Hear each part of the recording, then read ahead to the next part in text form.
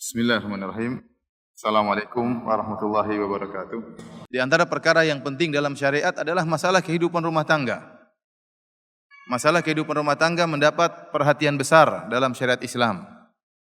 Sehingga kalau kita buka buku-buku fikih, kita akan dapatkan banyak sekali hukum-hukum fikih yang berkaitan tentang masalah kehidupan rumah tangga.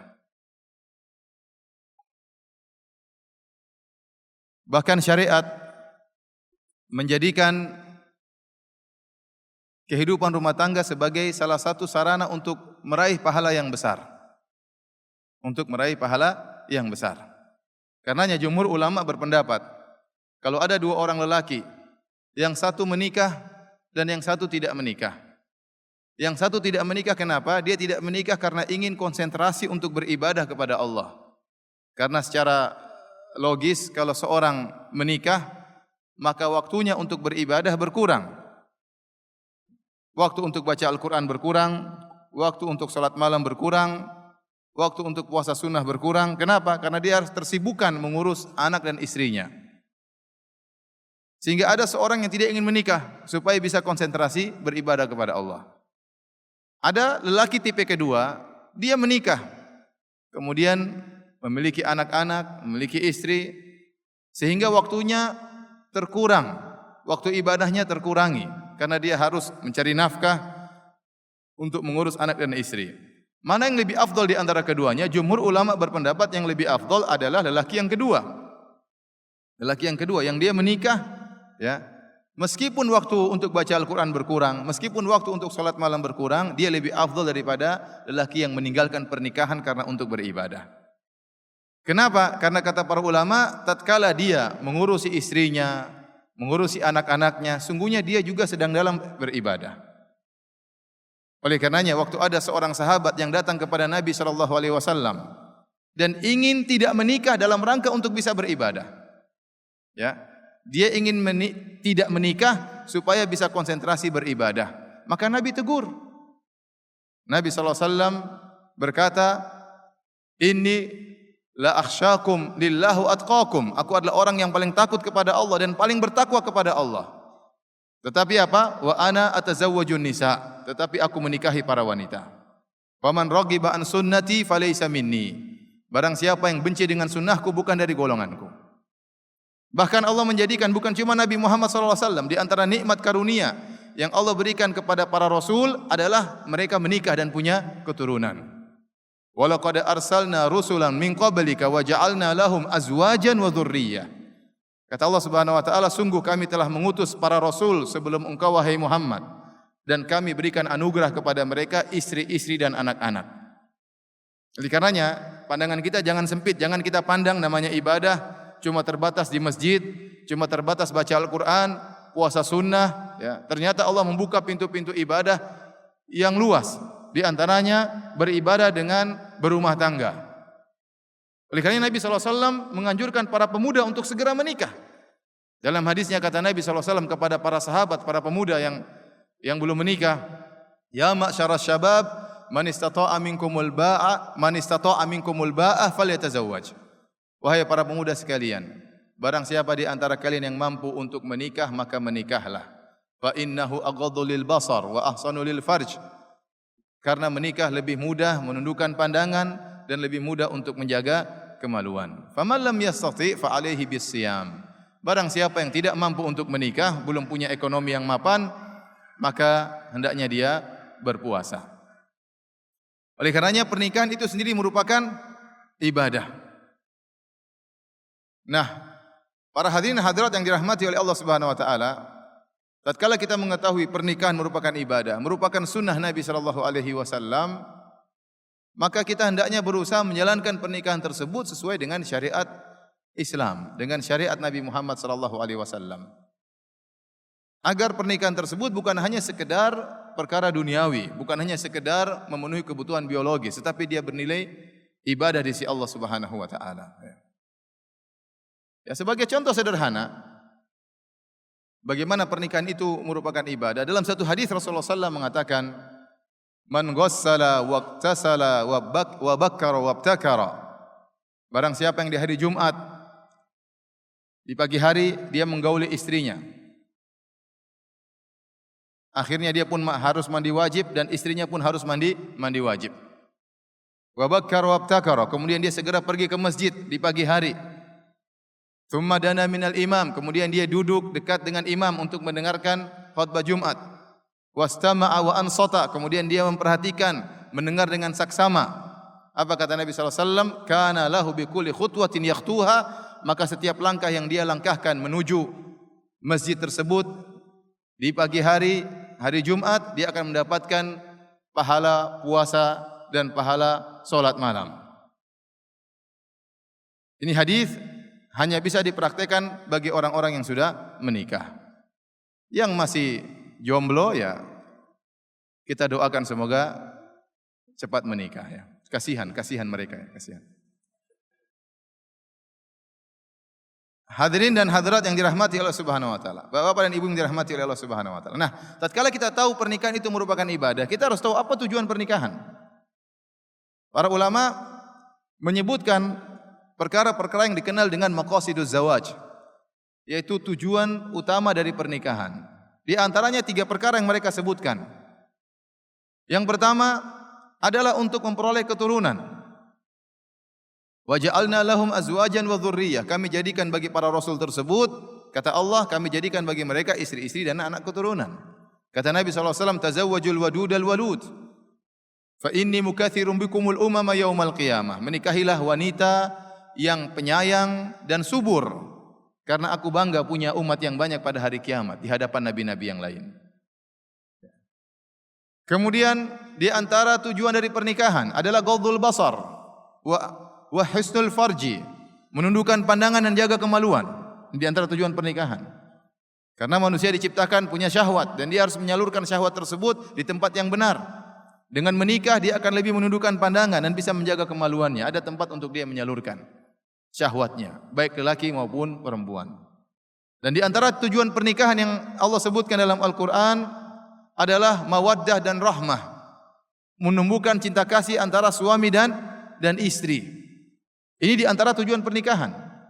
Ya, syariat ingin seorang suami dan istri menjalani kehidupan rumah tangga dengan tentram, dengan tenang, dengan saling mencintai, dengan saling menyayangi. Wa ja'ala bainakum mawaddatan wa rahmah. Dan dijadikan bagi kalian apa? Mawaddah wa rahmah.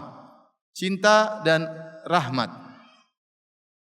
Ini di antara 3 tujuan pernikahan. Oleh karenanya para ulama menjelaskan segala perkara yang kita lakukan dalam kehidupan rumah tangga untuk menggapai 3 tujuan ini, maka semuanya kalau kita niatkan karena Allah, maka berpahala di sisi Allah Subhanahu wa taala. Berpahala di sisi Allah Subhanahu wa taala. Ya. Contoh sederhana misalnya seorang istri merias dirinya, mempercantik dirinya, pergi ke salon misalnya. Dalam rangka apa? Agar dia tampak indah di hadapan suaminya, supaya suaminya bisa menundukkan pandangan. Maka kegiatan istrinya tersebut berpahala di sisi Allah. Kenapa? Tujuan dia untuk membantu suaminya menundukkan pandangan. Misalnya sang istri terlalu badannya melebar ya. Kemudian dia pergi ke salon, kemudian dia ikut fitness supaya lebih kurus ya. Karena sebagian orang kalau kita tegur, jangan makan banyak, kata dia, kita masih dalam masa pertumbuhan. Ternyata dia menguruskan badannya, mempercantik dirinya, memakai parfum di rumahnya. Istri silakan pakai parfum sebanyak-banyaknya. Mandi parfum juga boleh kalau di rumah. Kalau di luar jangan. Ya. Supaya apa? Supaya suaminya bisa puas dengannya, supaya suaminya bisa menundukkan pandangan. Maka seluruh kegiatannya berpahala di sisi Allah. Kenapa? Tujuannya ada untuk menundukkan pandangan apa?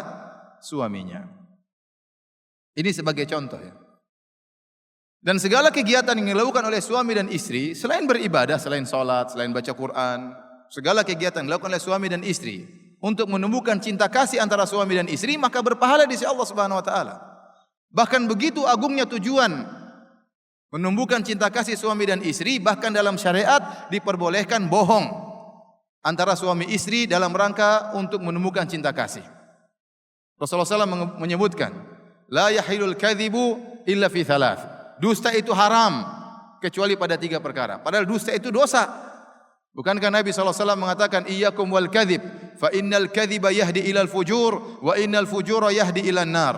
Hati-hatilah kalian dengan dusta. Karena dusta itu akan mengantarkan kepada perbuatan maksiat, perbuatan fujur, dan kefajiran akan mengantarkan kepada neraka Jahannam. Tetapi ternyata ada dusta yang boleh. Dusta dibenci dalam syariat. Ya. Tetapi ada 3 dusta yang diperbolehkan. Pertama, dusta dalam peperangan. Kalau terjadi peperangan antara kaum muslimin melawan kaum musyrikin, orang-orang non-muslim, maka boleh berdusta. Untuk menipu musuh, ini diperbolehkan. Dusta yang kedua diperbolehkan dalam rangka islahu dzatil bain, dalam rangka untuk mendamaikan 2 orang yang bersengketa. Ini boleh berdusta. Saling memaki antara si A dan si B, maka kita datang, kita bohongin si A, kita bilang, si B sekarang sudah baik sama kamu. Dia sering doain kamu. Dalam salatnya dia doain kamu. Masa dia doain saya? Benar. Iya, dia sering berdoa, Allahumma ghfiril muslimin wal muslimat. Ya Allah, ampunilah kaum muslimin. Dia kan kaum muslimin juga ya. Jadi dusta diperbolehkan. Ternyata di antara dusta yang diperbolehkan, hadithur rajuli ila imraatihi wa hadithul mar'a ila zaujiha. Perkataan seorang laki terhadap istrinya dan perkataan seorang istri terhadap apa? Suaminya. Ini boleh dusta. Kenapa? Dalam rangka untuk menumbuhkan cinta kasih. Bukan dusta ngapusi dalam rangka menyuri, mengambil uang suami. Tidak boleh ya. Ini haram. Yang dimaksudkan dusta yang diperbolehkan antara suami istri adalah dusta yang bisa menumbuhkan cinta kasih. Seperti kita bilang sama istri kita, istriku kamu wanita tercantik di dunia. Waktu dunia lagi gelap. Istrinya sudah tahu suaminya bohong, tapi dia senang-senang saja. Masa sih mas? Mas jangan gombal mas. Benar, kamu paling cantik loh. Tapi dia berbinar-binar. Jadi di antara sifat wanita itu, dia suka dipuji-puji oleh suaminya, meskipun dia tahu suaminya bohong. Benar atau tidak ibu-ibu? Enggak katanya. Misalnya seorang suami berkata kepada istrinya, Masya Allah ibu, makananmu enak sekali hari ini ya.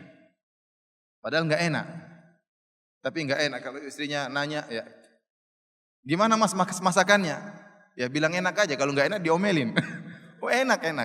Enak. Benar mas, benar enak. Tambah mas, oh enggak udah cukup.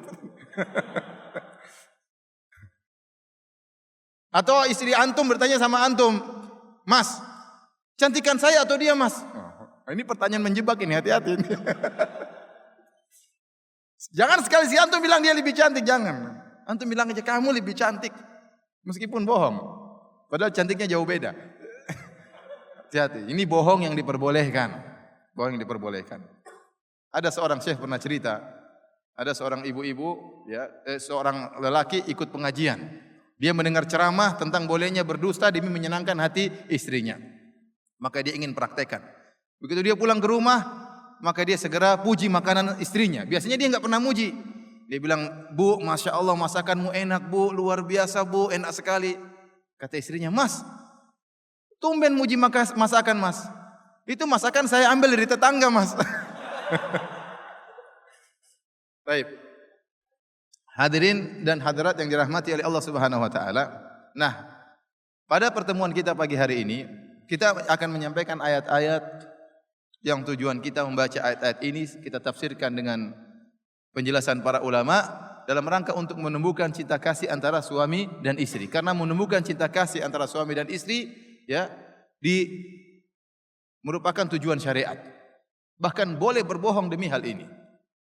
Ini menunjukkan syariat memperhatikan masalah ini.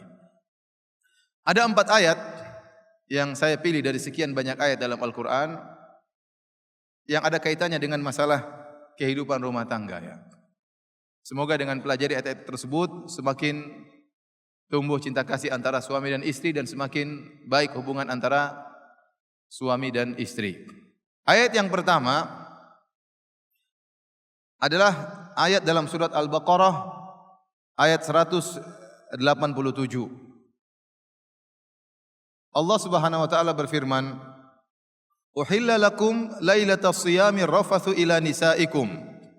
Hunna libasul lakum wa antum libasul lahun." Kata Allah, dihalalkan bagi kalian di malam-malam bulan Ramadan untuk menggauli istri-istri kalian. Kenapa? Hunna libasul lakum wa antum libasul lahun. Karena istri-istri kalian adalah pakaian bagi kalian dan kalian juga adalah pakaian bagi istri kalian. Ayat ini ada asbabun nuzulnya. Di awal-awal disyariatkannya puasa, peraturannya di awal diturunkan syariat puasa, peraturannya barang siapa yang sudah ketiduran atau sudah tiba malam hari, ya, sudah isya, sudah salat isya, sudah tiba malam hari, tidak boleh lagi makan dan tidak boleh lagi berhubungan dengan istrinya. Namun hal ini ternyata berat bagi para sahabat. Kenapa? Waktu mereka untuk berhubungan dengan istri cuma sedikit. Sudah siang hari puasa, waktu cuma sempit, maghrib sampai apa? Isya. Berat ya. Setelah itu isya tidak boleh lagi berhubungan dengan istri. Maka turunlah ayat ini. Allah mengatakan wahilla lakum lailatas shiyami rafathu ila nisaikum. Di malam hari silakan berhubungan dengan istri-istri kalian. Allah sebutkan taklil, sebabnya kenapa diperbolehkan? Allah menjelaskan, kenapa diperbolehkan berhubungan di malam hari bulan Ramadan? Karena sulit berpisah antara seorang suami dengan istrinya di malam hari. Kata Allah, hunna libasul lakum. Istri-istri kalian adalah pakaian bagi kalian.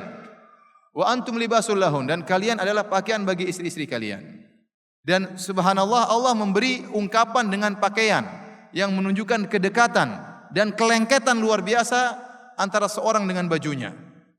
Kita kalau pakai baju, baju kita menempel di tubuh kita dan menutupi segala bagian tubuh kita sampai bagian-bagian yang tidak boleh dilihat oleh orang lain.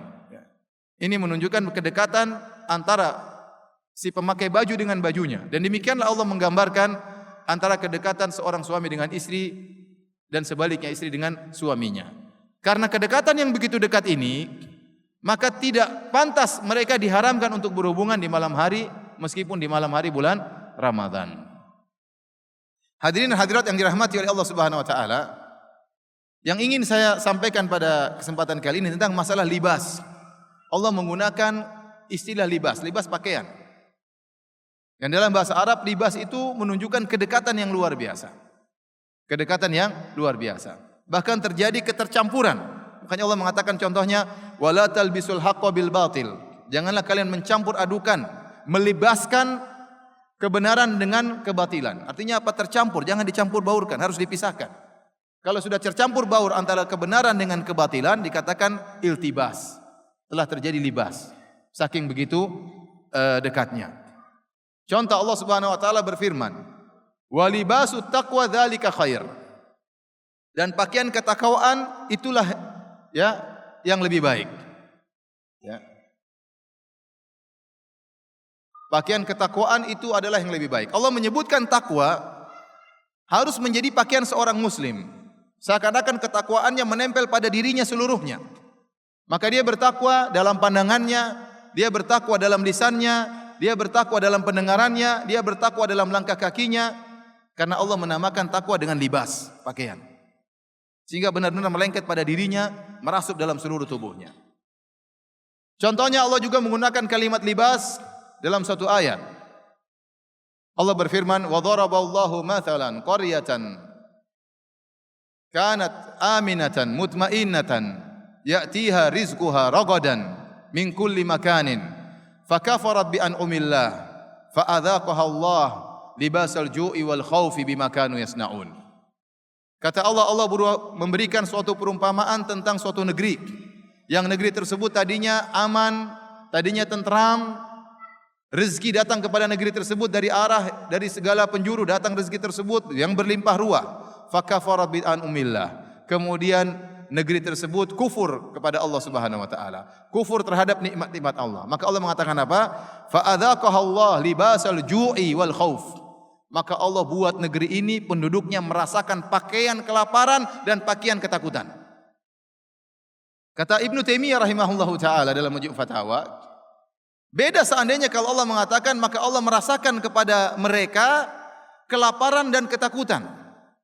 Tatkala Allah tambah kalimat libas, Allah membuat mereka merasakan pakaian kelaparan dan pakaian ketakutan berarti memiliki makna yang lebih. Al-Quran itu Kata-kata dalam Al-Quran itu detail dan pasti ada faedah. Kalau seandainya Allah mengatakan Allah membuat penduduk negeri tersebut merasakan kelaparan dan ketakutan, maka kelaparan tersebut mungkin hanya sebentar, ketakutan tersebut mungkin hanya sebentar. Tapi tatkala Allah mengatakan pakaian kelaparan dan pakaian ketakutan, seakan-akan kelaparan dan ketakutan merasuk dalam tubuh mereka dan tidak terlepas dari tubuh mereka. Mereka senantiasa diliputi dengan kelaparan dan ketakutan terus menerus dan merasuk dalam tubuh mereka. Maksud saya para hadirin hadirat, saya ingin menyampaikan dalam bahasa Arab, libas, pakaian itu maknanya kedekatan, keterlengketan dan ketercampuran. Itu disebut dengan libas. Nah, ternyata istri bagi kita dikatakan pakaian bagi kita. Dan ini juga disebutkan dalam satu hadis dari Al-Bara bin Ma'rur radhiyallahu anhu. Al-Bara bin Ma'rur radhiyallahu anhu tatkala perjanjian Bai'atul Aqabah, dia berkata kepada Nabi sallallahu alaihi wasallam. Dia mengajak Nabi untuk berhijrah ke kota Madinah. Tinggalkan Mekah, berhijrahlah ke negeri kami, kota Madinah. Kemudian dia berkata, "La namna annaka mimma namna'u minhu uzurana." Kata dia, wahai Rasulullah, kami kaum Ansar, penduduk kota Madinah, akan membela engkau sebagaimana kami membela istri-istri kami. Tapi dia menggunakan kalimat sebagaimana kami mimma namna'u minhu uzurana, sebagaimana kami membela sarung-sarung kami. Ternyata dia mengungkapkan istrinya dengan sarung. Ya, mengungkapkan istrinya dengan apa? Sarung. Karena sarung dekat dipakai terus dan menutupi bagian-bagian yang penting yang tidak boleh dilihat oleh orang lain. Dari sini kita bisa mengambil faedah. Ternyata Allah menggambarkan kedekatan seorang istri dengan suami dan sebaliknya dengan pakaian. Nah, kalau istri kita adalah pakaian bagi kita dan kita adalah bagian pakaian bagi istri kita, maka kita harus memperhatikan makna pakaian ini. Di antara fungsi pakaian, hadirin dan hadirat yang dirahmati oleh Allah Subhanahu wa taala, pakaian melindungi kita dari rasa panas dan rasa dingin. Maka demikianlah hendaknya kita bagi pasangan kita. Kita seharusnya memberikan ketentraman bagi istri kita. Seorang istri harusnya memberi ketentraman bagi suaminya. Kalau kedinginan maka dia hangatkan. Jangan sampai istrinya kedinginan. Kalau istrinya kepanasan maka dia kipas-kipasin. Jangan sampai kepanasan. Sebagaimana fungsi pakaian. Sebagaimana fungsi pakaian. Maka seorang berusaha untuk memberi ketentraman bagi istrinya. Ketentraman dengan perkataan, dengan perbuatan, jangan menyakiti hatinya. Kalau kita berbicara, pikir terlebih dahulu, jangan sampai menyakiti hati istri kita. Seorang istri kalau berbicara dengan suaminya, mikir terlebih dahulu. Kita mikir tersebut itu berpahala di sisi Allah Subhanahu wa taala. Karena kita dapati sebagian suami kalau berbicara dengan teman-temannya, dia milih-milih kata. Dia berbicara bagaimana menyenangkan teman-temannya, hati teman-temannya. Tapi kalau sudah berbicara dengan istrinya, dia asal ngomong. Terkadang istrinya sakit hati tidak dia pedulikan. Sebaliknya sebagian istri pun demikian. Kalau lagi ngobrol sama teman-temannya di WhatsApp ketawa-ketawaan, di Facebook ketawa-ketawaan, di BlackBerry ketawa-ketawaan, begitu ngobrol sama suaminya tidak ketawa-ketiwi. Ini salah. Ingat, orang yang lebih utama untuk kita berbuat baik kepadanya adalah orang yang paling dekat dengan kita, yang paling punya banyak jasa kepada kita. Mana lebih banyak jasanya, teman atau istri kita? Istri kita lebih banyak jasanya. Yang mengandung anak kita, yang setengah mati merawat anak kita, yang setengah mati juga merawat kita. Kemudian kita nistakan, tidak kita pedulikan, tidak kita pilih kata-kata dalam berkata dengannya, kita sakiti hatinya, ini enggak boleh. Fungsi pakaian adalah memberi ketentraman, melindungi dari gangguan. Kita berusaha memberi ketentraman pada istri dan mengganggu, jangan sampai dia terganggu. Di antara fungsi pakaian kata para ulama adalah menutup aurat. Maka hendaknya kita menutup aurat istri kita dan istri kita juga menutup aurat kita.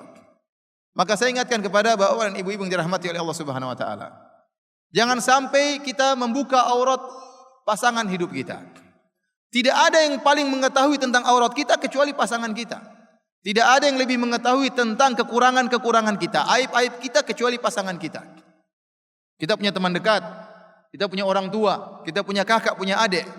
Tapi mereka tidak begitu mengerti tentang kita. Yang paling mengerti tentang kita, kekurangan-kekurangan kita, luar dalamnya adalah istri kita. Dan sebaliknya yang paling mengetahui kekurangan istri kita luar dalamnya adalah kita. Nah, ini adalah amanah. Kita tutup auratnya, maka jangan kita umbar kekurangan suami kita. Jangan kita bicarakan kekurangan istri kita. Saya sering sampaikan, ghibah, menceritakan keburukan saudara, itu dosa besar. Ayuhibbu ahadukum an ya'kula lahma akhihi maitan fakarihtumuh. Kata Allah, apakah kalian suka makan bangkai mayat saudaranya? Tentu kalian benci akan hal ini. Orang yang berbuat ghibah disamakan dengan makan bangkai mayat saudaranya. Dan meskipun ghibah secara umum dosa besar, tetapi ghibah itu bertingkat-tingkat juga. Dosa besarnya bertingkat-tingkat. Tidak sama kata para ulama, menggibah orang awam, orang umum dengan menggibah para ulama, hukumnya berbeda. Tidak sama Anda menggibah teman-teman Anda dengan menggibah orang tua Anda, berbeda hukumnya. Tidak sama menggibah teman-teman dengan menggibah suami sendiri, tidak sama. Ini suami punya banyak jasa sama kita, kemudian kita gibahi, kita ceritakan kejelekannya, enggak boleh, harusnya kita tutup auratnya. Sehingga kalau ada permasalahan antara suami dan istri, jangan sampai keluar. Jangan kemudian seorang mengungkap keburukan istrinya atau mengungkap keburukan suaminya. Ingat, fungsi pakaian adalah menutup aurat satu dengan yang lainnya. Ada celah, ada aib suami kita, pasangan kita, maka hendaknya kita tutupi, bukan malah kita umbar ya. Saya ingatkan kepada ibu-ibu ya, karena ibu-ibu hobinya ngerumpi ya. Hati-hati ya. Kemudian kumpul-kumpul, suamimu gimana? Kalau suami saya begini, aduh suami saya parah. Artinya ngerumpi tentang suami-suaminya, enggak boleh seperti itu ya. Enggak boleh. Ingat ya, ghibah orang lain tidak sama dengan menggibah suami. Hukumnya berbeda. Sama-sama dosa besar, tapi lebih besar kita menggibahi orang yang dekat dengan kita, yang punya jasa sama kita. Baik, hadirin dan hadirat yang dirahmati oleh Allah Subhanahu wa taala.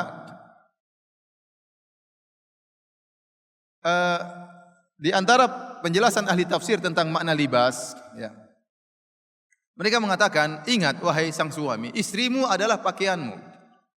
Maka rawatlah pakaian tersebut dengan baik. Gunakanlah dengan sebaik-baiknya. Jangan sampai digunakan oleh orang lain. Paham? Anda punya pakaian, ini pakaian Anda spesial, hanya boleh yang Anda pakai. Tidak boleh dipakai oleh orang lain. Ini mengajarkan kepada kita para suami harus punya sifat cemburu. Jangan sampai istri kita dicolek sama lelaki lain. Jangan sampai istri kita ya digoda oleh lelaki lain. Kita jaga dia. Ini pakaian saya spesial, saya hanya yang boleh pakai. Tidak boleh orang lain pakai. Maka seorang harus punya cemburu. Jangan biarkan istrinya kemudian WhatsAppan sama lelaki ketawa ketiwi. Enggak boleh. Mana rasa cemburu Anda? Biarkan istrinya ngobrol-ngobrol sama ya lelaki lain, ketawa ketiwi. Biarkan istri Anda punya teman-teman di Facebook, teman laki-laki. Kemudian ketawa-ketawaan dengan teman-teman lamanya. Enggak boleh ya ikhwan. Anda harus punya rasa cemburu. Seorang laki membiarkan istrinya ngobrol sama laki-laki sampai setengah jam di telepon. Enggak boleh. Ini baju milik saya, enggak boleh dipakai oleh orang lain. Saya yang beli, saya yang rawat, saya yang setrika. Kemudian dipakai sama orang lain, enggak boleh. Enggak boleh. Enggak boleh. Ikhwani fillah, akhwati fiddin, bapak dan ibu yang dirahmati oleh Allah Subhanahu wa taala, ya. Maka ini ayat pertama yang ingin saya sampaikan, bahwasanya pasangan hidup kita, suami kita atau istri kita adalah pakaian bagi kita. Maka perhatikan hal ini. Kita beri ketentraman kepadanya, jangan kita bongkar auratnya dan aibnya, dan harus kita jaga baik-baik. Ayat yang pertama. Taib. Ayat yang kedua, dalam surat Al-Baqarah ayat 237. Ayat ini sebenarnya berkaitan tentang masalah perceraian. Tapi dalam konteks ayat tersebut ada satu lafal yang luar biasa yang ingin saya sampaikan pada pagi hari ini. Kita bacakan terlebih dahulu ayat ini dalam surat Al-Baqarah ayat 237. Kata Allah Subhanahu wa taala, "Wa in talaqtumuhunna min qabli an tamassuhunna wa qad faradtum lahunna fariidah. Fanisfu ma faradtum illa ay ya'funa aw ya'fu alladhi bi yadihi 'uqdatun nikah. Wa an ta'fu aqrabu littaqwa wa la tansawul fadla bainakum innallaha bima ta'maluna basir." Kata Allah, jika kalian menceraikan istri-istri kalian sebelum kalian gauli istri-istri kalian, padahal kalian sudah menentukan maharnya, maka kewajibannya kalian harus membayar setengah mahar, kecuali sang istri memaafkan, tidak usah bayar, atau sang suami memaafkan dengan membayar mahar secara penuh. Ini ayatnya. Ayat ini bercerita tentang dua pasangan yang menikah, lelaki dan wanita menikah. Kemudian setelah terjadi akad pernikahan,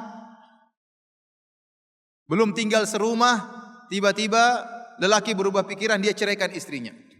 Belum digauli, belum disentuh, dia ceraikan istrinya. Nah, Islam punya aturan. Aturannya bagaimana? Aturannya, maka kamu harus tetap bayar. Mahar harus dibayar tapi setengah harga. Misalnya maharnya 20 juta. Waktu akad nikah, saya terima nikahmu dengan mahar terhadap anak saya, putri saya dengan mahar 20 juta. Rencananya mau tinggal serumah nanti minggu depan. Tahu-tahu sang suami berubah pikiran. Dia ceraikan istrinya. Nah, dalam syariat Islam, mahar tetap harus dibayar, tetapi setengah. Dari 20 juta jadi berapa? 10 juta. Kenapa? Karena ini cewek sudah di booking. Terus bookingnya digagalin. Ya. Kalau sudah di booking kan orang lain nggak bisa masuk, sudah di booking. Harus bayar kerugian berapa? Setengah harga. Kejadian seperti ini di tanah air kita hampir tidak ada.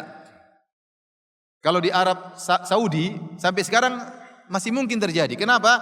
Orang Arab punya kebiasaan, mereka ada jarak antara akad nikah dengan walimah, dengan nikah, dengan tinggal serumah, ada jaraknya. Bisa jadi mereka menikah sekarang, nanti 6 bulan lagi baru tinggal serumah. Nabi kita Muhammad SAW menikah dengan Aisyah waktu Aisyah berumur 6 tahun. Kemudian baru menggauli Aisyah tatkala Aisyah berumur berapa? 9 tahun. Jarak antara akad nikah dengan tinggal serumah berapa tahun? 3 tahun, lama. Nah, jarak ini bisa jadi terjadi perubahan pikiran. Bisa jadi sang suami menceraikan istrinya. Kalau kita di tanah air tidak ada seperti itu, hampir enggak ada. Kita nikah sekarang, malam langsung malam pertama. Iya atau tidak? Bahkan ada yang nikah pagi-pagi langsung siang pertama, tidak pakai malam pertama. Ya. Jadi kemungkinan terjadi perceraian sebelum disentuh ini hampir tidak terjadi di tanah air kita. Tapi kalau di Arab Saudi masih mungkin terjadi. Bukan ini tujuan saya membahas masalah ayat ini, tapi saya ingin menceritakan. Ini mukaddimah saja. Nah, kalau ada terjadi seperti ini, sang suami belum menggauli istrinya, dia ceraikan, maka dia harus bayar mahar setengah. 20 juta dibayar 10 juta. Kata Allah, illa ayyafuna au ya'fu alladhi biyadihi uqdatun nikah. Kecuali sang istri memaafkan. Maksudnya gimana? Dia mengalah, dia bilang, "Sudahlah Mas, enggak usah bayar sama sekali. Toh saya belum kamu apa-apain. Toh saya belum kamu sentuh. Saya akan cari lelaki yang lain. Sudah enggak usah bayar sama sekali." Au ya'fu alladhi biyadihi uqdatun nikah, atau sebaliknya, sang suami yang maafkan. Kata dia, saya kasih aja mahar seluruhnya. Enggak usah 10 juta, 20 juta saya kasih. Kenapa? Saya sudah booking kamu, tadi ada yang ngelamar enggak jadi, saya sudah merugikan kamu, ambil aja 20 juta. Saya pasrah. Jadi dua-duanya disuruh untuk berbuat baik oleh Allah. Sang wanita disuruh untuk mengalah, tidak usah terima mahar. Sang lelaki disuruh untuk membayar mahal secara full. Kemudian kata Allah Subhanahu wa taala, wa anta'fu aqrabu litaqwa. Yang lebih mengalah itu lebih dekat kepada ketakwaan. Setelah itu Allah mengatakan, wala tansawul fadla bainakum. Janganlah kalian meninggalkan sikap terbaik dalam bermuamalah dengan pasangan kalian. Ayat ini kalau antum buka terjemah, ada yang punya buku terjemah Al-Quran? Ada yang punya atau tidak? Coba dibuka. Ya. Dibuka surat Al-Baqarah ayat 237. Tatkala terjemahan wala tansaul fadla bainakum. Banyak di buku-buku terjemah diterjemahkan, janganlah kalian melupakan kebaikan di antara kalian. Ini terjemahan yang ada biasanya.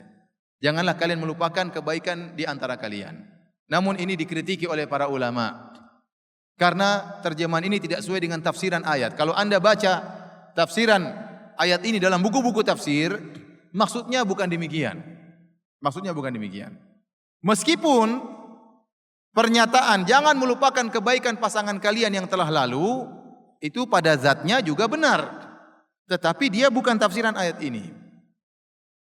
Agak susah ya. Saya ulangi. Ya. Ayat ini Allah berfirman wala tansaul fadla bainakum. Diterjemahkan jangan kalian melupakan kebaikan di antara kalian. Ini terjemahan yang salah. Meskipun maknanya benar tapi dia tidak cocok untuk terjemahan ayat ini. Kenapa saya katakan meskipun maknanya benar? Karena memang pada dasarnya benar. Kita hendaknya jangan melupakan kebaikan pasangan hidup kita. Terutama tatkala terjadi cekcok.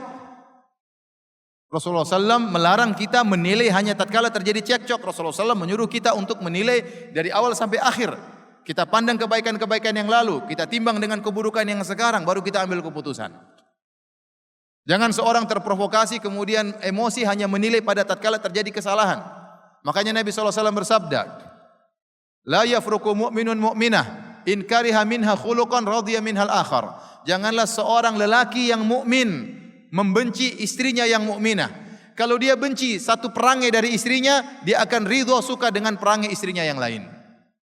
Rasulullah SAW beri isyarat bahwasanya seorang istri tidak sempurna. Pasti ada perangai yang kita tidak suka dari istri kita. Tapi waktu dia sedang melakukan kesalahan dengan perangainya, jangan kita cuma lihat itu saja. Kita lihat kebaikan-kebaikannya yang lalu.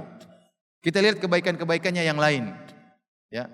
Mungkin istri kita suka ngomel, tapi ternyata dia punya kebaikan yang lain. Meskipun suka ngomel, masakannya enak.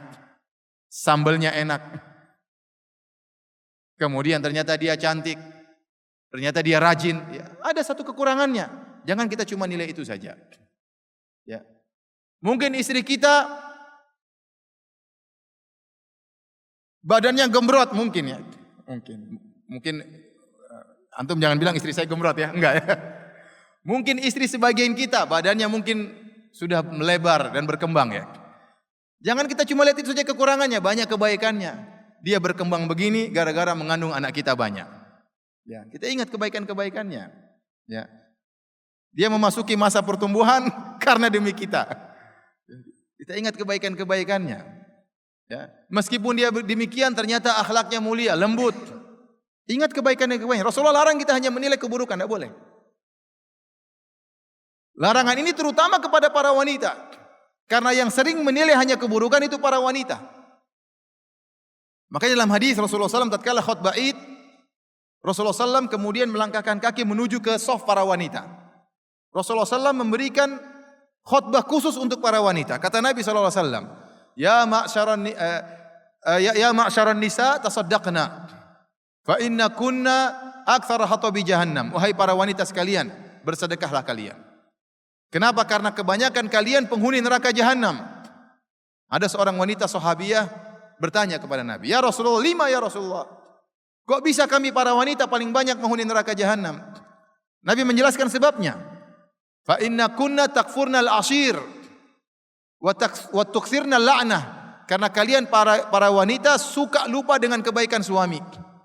Kufur terhadap kebaikan suami. Dan kalian suka mengumpat, suka melaknat. Ini yang membuat wanita mudah terjerumus dalam neraka jahanam. Dalam hadis kata Rasulullah SAW, "Lau ahsanta ila ihdahunna ad-dahra, thumma ra'at minka syai'an, laqalat ma ra'aitu minka khairan qat." Kata Nabi, wahai kalian seorang suami, kalau kalian melakukan kesalahan kepada seorang istri, seorang wanita, padahal kalian sudah melakukan kebaikan setahun penuh, ada satu kesalahan, wanita ini pasti marah dan dia berkata, aku tidak pernah melihat kebaikanmu sama sekali. Jadi ini bahaya, ada wanita seperti ini, hati-hati. Dia suka lupa dengan kebaikan suami. Kalau suaminya sudah salah, maka dia tuduh dengan tuduhan yang tidak-tidak. Dia mengatakan misalnya, kamu tidak pernah cinta sama saya. Nah, ini hati-hati perkataan seperti ini. Kata-kata dengan lafal yang memberikan faedah keumuman. Kamu tidak pernah cinta sama saya. Gimana tidak cinta sama kamu? Anak kita sudah 7. Dari mana datang anak kita semua ini kalau tidak cinta? Datang begitu saja tanpa cinta? Ya. Dengan cinta monyet, cinta buta, gimana bisa datang anak 7? Ya. Kalau dia marah sama suaminya, hindari kata-kata tersebut. Kamu lebih sayang, selalu lebih sayang kepada ibumu daripada saya. Hati-hati. Kamu selalu mendahulukan ibumu daripada saya. Hati-hati. Perkataan-perkataan seperti ini hati-hati, jauhi para ibu-ibu. Ini perkataan-perkataan yang mudah masukkan seorang dalam neraka jahanam. Kenapa? Seakan-akan dia lupa dengan kebaikan suami. Apalagi para wanita mereka mudah ingat kesalahan-kesalahan suami. Kalau suaminya sudah salah, dia ingat, kamu dulu mas begini, bulan lalu kamu juga begini, waktu setahun yang lalu kamu juga begini, pas tanggal 25 sekian kamu juga begini. Hafal ya. Dan itu kelebihan para wanita, diberi hafalan yang kuat. Hafal kesalahan suami. Beda kalau suami biasanya tidak hafal kesalahan istrinya. Kenapa? Kepalanya sudah penuh dengan mikir utang, mikir macam-macam, sehingga untuk mengingat kesalahan istri agak susah. Ini saya bicara secara umum, bukan berarti semua ibu-ibu seperti itu, tidak ya. Saya rasa banyak ibu-ibu yang soleha di sini. Amin ya. Bapak-bapak nggak ada yang amin. Saya sendiri yang aminkan. Ibu-ibu ngamin sendiri ya, alhamdulillah. Tapi saya ingatkan ya, tatkala kita sedang bermasalah dengan istri kita, maka jangan kita pandangan kita sempit, hanya melihat kesalahannya tatkala itu. Seorang yang adil, dia melihat masa lalunya, bagaimana perjuangan istri saya, bagaimana perjuangan suami saya. Dia ingat kebaikan-kebaikan tersebut, akhirnya dia jadi luluh. Dia jadi luluh. Ini maknanya benar, tetapi dia bukan tafsiran ayat ini. Ternyata yang dimaksud dengan walatan saul fadla bainakum, yaitu janganlah kalian meninggalkan perbuatan yang terbaik bagi pasangan kalian. Itu maksudnya ayat itu.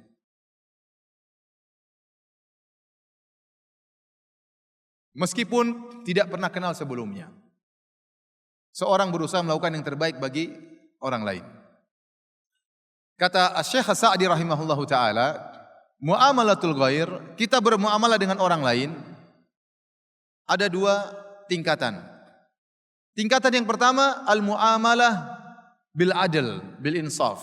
Kita bermuamalah secara adil dengan orang lain. Contohnya, kalau dia baik, kita baik. Kalau dia buruk, kita boleh balas dengan keburukan, enggak apa-apa. Secara hukum boleh.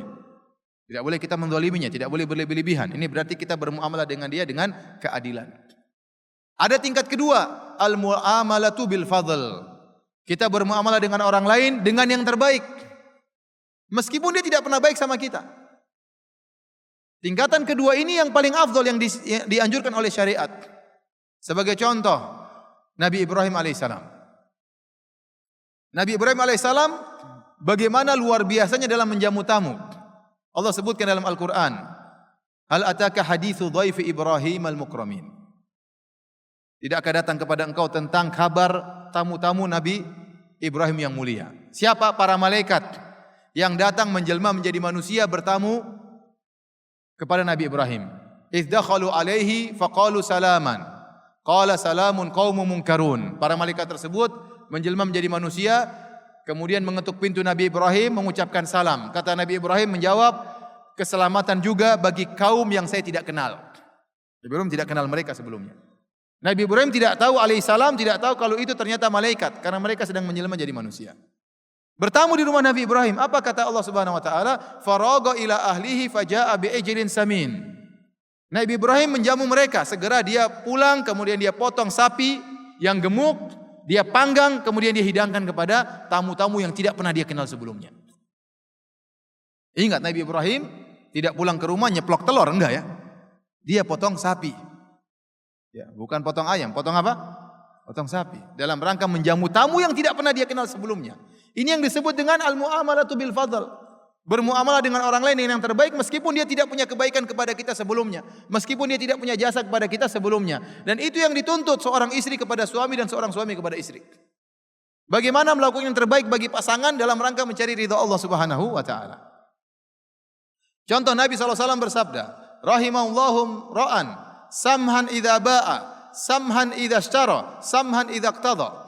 Semoga Allah merahmati seorang yang dia mudah tatkala menjual, mudah tatkala membeli, dan mudah tatkala menagih hutang. Dia bermuamalah dengan yang terbaik. Ya. Bagaimana? Tatkala dia membeli barang, contohnya, dia beli barang. Ini barang harganya berapa, Pak? Harganya 100.000. Boleh kurang dikit, Pak? 95.000. Oh ya, sudah saya beli. Dia mudah untuk membeli. Ada orang yang sulit dalam membeli. Contoh, berapa harganya, Pak? 100.000. Boleh kurang? Boleh 90.000. Enggak, 30.000 ya. Aduh. Ada yang seperti itu. Dan dia bangga. Saya kalau nawar bisa sampai, saya yang beli aja, kamu enggak usah tunggu, saya yang tawar. Mengerikan. Kita ngelihat tuh ngeri. Ada teman seperti itu ada. Kalau tawar mengerikan. Kita enggak tega melihatnya. Tapi dia jago nawar ya. Sampai ada suatu hari istri saya cerita, dia dengan temannya pergi ke pasar nawar. Harganya berapa? 10.000. Temannya bilang 3.000 bu. Kalau enggak punya uang enggak usah nawar katanya. Kita mudah untuk membeli. Yang penting kita tahu harganya masuk akal. Kenapa kita susahkan orang? Biar dia juga dapat untung. Dia jualan karena ingin cari untung. Ente tidak mau kasih untung dia. Selama untungnya masuk akal, tidak berlebih-lebihan, bayar. Sama tatkala kita beli barang. Samhan idza ishtara, mudah untuk membeli. Rahmat tatkala membeli. Tadi membeli. Sekarang kalau kita menjual kita jual barang sama orang lain. Orang tanya sama kita jual berapa? 100.000. Orang tersebut nawar kepada kita, ya 70.000 ya. Kita lihat udah ada untung 20.000, udah jual aja. Mudah untuk menjual. Ada orang yang sulit menjual. Dia mengatakan apa? Enggak, 1 rupiah pun enggak akan turun. Enggak mau cari penjual lain. Ada orang seperti itu, ada. Itu bukan bermuamalah bil fadl. Kita berusaha bermuamalah dengan yang terbaik. Ya, sebagian ada orang jualan es, ya. Kasihan lihat, ini jualan es, musim hujan jualan es enggak laku. Ente masih tawar lagi. Ya udah jangan, udah beli aja udah, kasihan. Kasihan ya, dia untung berapa sih untuk anaknya, untuk bayar SPP, untuk beli susu anaknya enggak cukup. Ya udah ente beli aja. Ya. Oleh karenanya dalam ayat ini Allah mengatakan wala tansaul fadla bainakum. Jangan lupakan untuk bermuamalah bil fadl, bermuamalah yang terbaik bagi pasangan Anda. Kemudian kata Allah di akhir ayat, innallaha bima ta'maluna basir. Sungguhnya Allah Maha melihat apa yang kalian kerjakan. Dan ini sangat penting. Anda harus yakin Allah Maha melihat.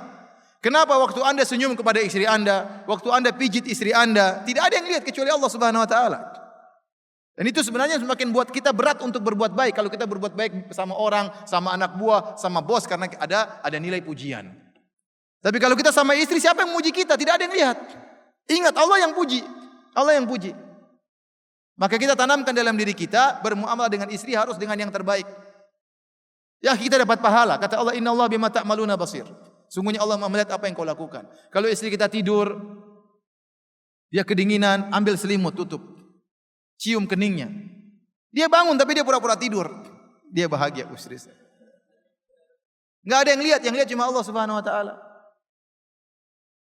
Apa susahnya istri kemudian kita pijit badannya, pijit kakinya, pijit tangannya. Ya, kita berusaha untuk romantis ya. Cium keningnya ya. Cium bibirnya ya. Istri pun demikian. Suami mau pergi ya. Cium tangannya, pakaikan kaos kakinya ya. Seperti itu. Kalau pulang ya, gunting kukunya kalau kukunya panjang. Iya. Saya mohon maaf ya, kuku saya digunting sama istri saya. Ya. Ada yang lebih parah daripada ini, tapi saya tidak boleh ceritakan. Jadi kalau suami kukunya panjang, jangan sudah anti istri ambil gunting. Kasihan suami saya enggak sempat ngurus badannya. Ya. Kemana-mana kerja di bawah terik matahari, diomelin sama bos. Kita yang layani suami kita. Coba Pak buka giginya, kalau kuning gosok giginya. Itu namanya muamalah bil fadl. Bermuamalah dengan pasangan kita dengan yang terbaik. Dengan yang terbaik. Dan siapa yang muji kita? Enggak ada yang muji kita. Beda kalau kita berbuat baik sama teman, sama bos, banyak yang lihat dia muji kita. Tapi kita hanya mengharap pujian dari Allah Subhanahu wa taala. Maka ikhwan dan akhwat, bapak-bapak dan ibu yang dirahmati oleh Allah Subhanahu wa taala, hafal ayat ini. Ayatnya gampang. Wala tansawul fadla bainakum. Sudah hafal belum? Wala tansawul fadla bainakum. Artinya janganlah kalian tinggalkan bersikap yang terbaik bagi pasangan kalian. Jalankan kehidupan rumah tangga dengan metode ini, metode Qur'ani, maka kehidupan akan bahagia, kehidupan akan tentram. Kita rindu selalu pulang ke rumah. Kenapa? Karena kita berbuat yang terbaik bagi istri, istri yang berbuat terbaik bagi kita. Tapi kalau hanya bisa nuntut-nuntutan, Mas, saya sudah begini, kamu kok begini, repot seperti ini. Gak enak kehidupan di rumah kalau saling nuntut-menuntut. Baik. Hadirin dan hadirat yang dirahmati oleh Allah Subhanahu wa taala. Kita lanjutkan ayat ketiga. Masih ada 2 ayat lagi. Ayat ketiga dalam surat Ar-Rum ayat 21. Ayat yang sering dibacakan tatkala ada walimah pernikahan. Allah Subhanahu wa taala berfirman, "Wa min ayatihi an khalaqa lakum min anfusikum azwaja." Di antara tanda-tanda kebesaran Allah Subhanahu wa taala, Allah menjadikan dari diri kalian istri-istri kalian. Litaskunu ilaiha, agar kalian wahai para suami tentram, nyaman dengan istri-istri kalian. Wa ja'ala bainakum mawaddatan wa rahmah. Dan Allah jadikan bagi kalian antara suami dan istri mawaddah, rasa cinta, wa rahmah, rasa sayang. Inna fi dzalika laayatin liqaumin yatafakkarun. Sungguh pada yang demikian itu ada tanda-tanda atas kebesaran Allah Subhanahu wa taala. Ayat ini kalau antum baca tafsiran para ulama, sebagian ulama mengatakan wa min ayati rububiyyatihi wa uluhiyatihi. Di antara tanda-tanda kebesaran Allah, yaitu di antara bukti-bukti bahwasanya Allah itu Tuhan, bahwasanya Allah itu pencipta. Allah menjadikan istri-istri dari kalian agar kalian tentram dengan istri-istri kalian. Wa ja'ala bainakum mawaddatan wa rahmah. Dan Allah menumbuhkan cinta kasih dan sayang di antara kalian. Allah tutup ayatnya juga dengan mengatakan inna fi dzalika laayatin liqaumin yatafakkarun. Sungguh pada yang demikian ada tanda-tanda keagungan Allah, tanda-tanda bahwasanya Allah itu Tuhan bagi orang yang berfikir. Dan benar, saya renungkan ayat ini para hadirin. Subhanallah, siapa yang bisa menumbuhkan hasrat dalam diri kita? Yang menumbuhkan adalah Allah Subhanahu wa taala. Kalau Allah tidak kasih hasrat, tidak ada hasrat. Allah yang menumbuhkan cinta kasih, Allah yang pasang. Ya akhi, istri kita kalau meskipun cantik luar biasa, berhias luar biasa, kalau kita pajang di hadapan sapi, sapi tidak tertarik. Beneran? Mau coba? Silakan. Tidak tertarik. Kenapa Allah tidak bikin hasrat pada sapi tersebut? Sapi ini maunya yang gemuk seperti sapi dia juga, baru dia tertarik. Yang kasih hasrat siapa? Allah. Mungkin seorang bisa bikin robot dan macam-macam. Yang pasang hasrat siapa? Kalau tidak Tuhan yang pasang, tidak ada hasrat. Litaskunu ilaiha, agar kalian merasa tentram kepada dia. Dan saya terkadang takjub. Saya punya teman-teman banyak di Universitas Islam Madinah, dari berbagai macam negara. Di antaranya di orang-orang Afrika. Orang-orang Afrika. Subhanallah. Sebagian teman-teman orang Afrika ya mengatakan yang cantik yang hitam. Semakin hitam semakin cantik. Ente jangan protes ya. Selera tidak usah diperdebatkan. Jadi kalau saya bilang udang itu enggak enak, antum bilang udang enak, jangan ribut. Saya bilang enggak enak, jangan dipaksa saya bilang udang itu enak. Ya. Kalau dia bilang yang semakin cantik, semakin hitam legam, semakin mantap, ya sudah, ente jangan protes. Ente jangan bilang enggak cantik, jangan, dia marah nanti. Jangan. Ya itu masing-masing. Allah bikin mata seorang, ada seorang wanita yang berkulit putih suka dengan lelaki yang hitam, ada. Terfitnah dengan lelaki yang hitam. Ada lelaki yang hitam suka dengan wanita yang putih. Ada yang hitam dengan yang hitam, dan ada yang bisa hitam putih.